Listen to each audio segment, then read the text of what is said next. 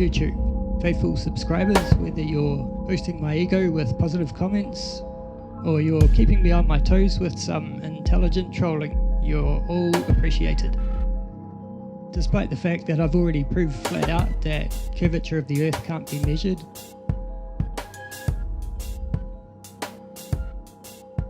and that is not due to any kind of atmospheric refraction, light bending.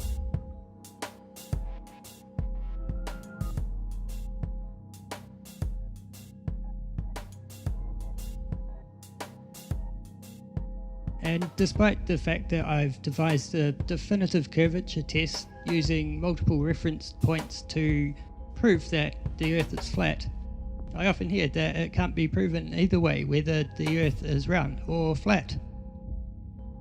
So I'm going to take the flatness test a few steps further and go into a bit more detail to prove once and for all that we're living on a plane. I'm going to stick to using photos of the Kaikoura Ranges in the South Island of New Zealand, taken from Wellington's south coast. This gives us a pretty decent range in terms of point-to-point length, as well as a decent range in heights of peaks that we can use. I've been out there a few times taking panoramas, as the spot's just breathtaking, especially at sunset. On the day I was out taking these shots, the conditions were just about perfect. The further away the mountains are from the camera, the lighter they are.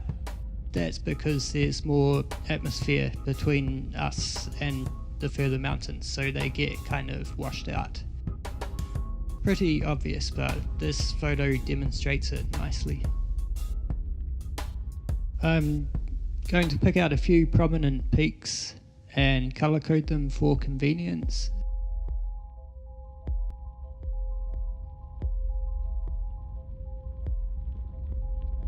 And now go to Google Earth and find them.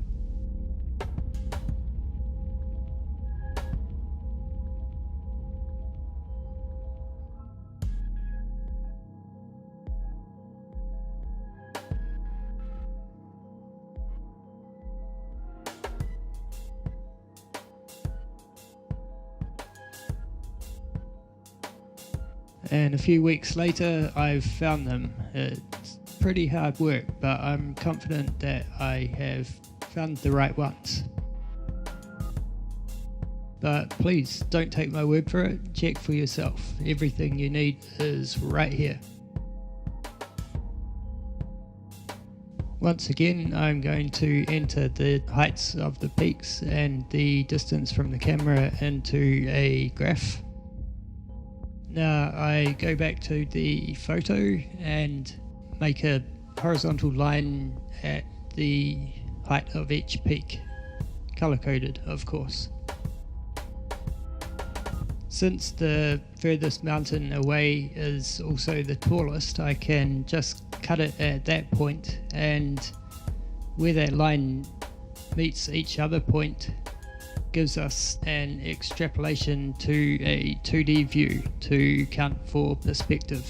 So hopefully it'll match up to the lines on the photo again. Let's have a look. And once again, pretty much perfect. I'm guessing refraction's not playing much of a part here. I don't think we get a whole lot over the Cook Strait, judging by my experimentation. And what anomalies you can see there, I'm willing to bet would be a result of Google Earth's measurements. We can't expect Google to have accurate data for every nook and cranny in the Kiwi bush. That's some pretty full-on wilderness out there. Now I'm going to do the curvature calculations for each of those peaks and input that into a graph to do a comparison. Let's see how it looks. As I suspected, it's all over the show. Not only does it not match, but some of the lines have crossed over. Any of you ball lovers out there care to explain that to me? I didn't think so. If we get these scales matched up, we can get a rough idea of how it would look if there were any curvature. I'll leave you with that.